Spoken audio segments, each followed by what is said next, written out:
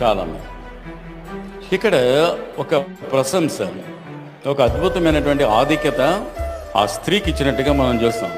ఎక్కడో particular place అని కాదు, సర్వలోకమందు ఈ సువార్త ఎక్కడెక్కడైతే ప్రకటింపబడుతుందో అక్కడ ఈమె చేసినది, ఈమె జ్ఞాపకార్థంగా ఈమె చేసినటువంటి కార్యం ఒక మోడల్గా, ఒక ఆదర్శప్రాయమైనటువంటిగా, ఆహ్లాదకరమైనటువంటి విషయంగా, అందరి యొక్క మెప్పు పొందేదానిగా ఈమె ఉంటుంది అనే ఒక అద్భుతమైనటువంటి మెప్పును పొందినటువంటి స్త్రీని నేటి దినాన్ని మనం చూస్తాం.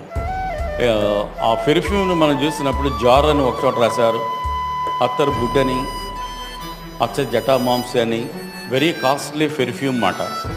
చాలా ఖరీదైనటువంటి ఆ అత్తరుని తీసుకొచ్చి చాలా వాల్యుబుల్ ఆర్టికల్గా రాయడం జరిగింది. ఏమైనప్పుడు కూడా మూలమైనటువంటి విషయం ఒకటే, స్త్రీ యేసు పాదాలని అత్తరుతో లేకపోతే తైలంతో అభిషేకించింది అనేది ఒక మూలమైనటువంటి విషయం. ఇది అందరికీ అయిష్టంగా ఉంది, చేసే ఆమెకి ఎంతో సంతోషాన్ని కలిగించింది. యేసుక్రీస్తు ప్రభు దాన్ని అభినందించారు, ఇంకో విధంగా చెప్పాలంటే ప్రశంసించారు. యేసు ఎప్రిషియేట్ చేశారు. Jesus appreciated the women who anointed the foot of Jesus Christ.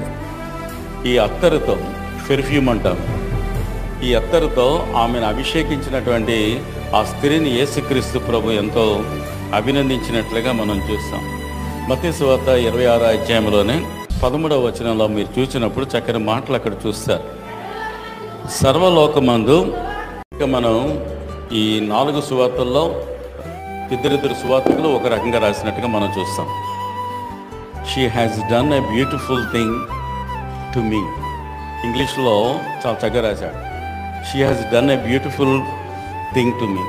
ఒక అద్భుతమైనటువంటి, ఒక శృంగారమైనటువంటి, ఆకర్షణీయమైనటువంటి, ఒక ఆదర్శప్రాయమైనటువంటి కార్యాన్ని ఈమె చేసింది. ఈమెను ఎందుకు మీరు నిందిస్తున్నారు?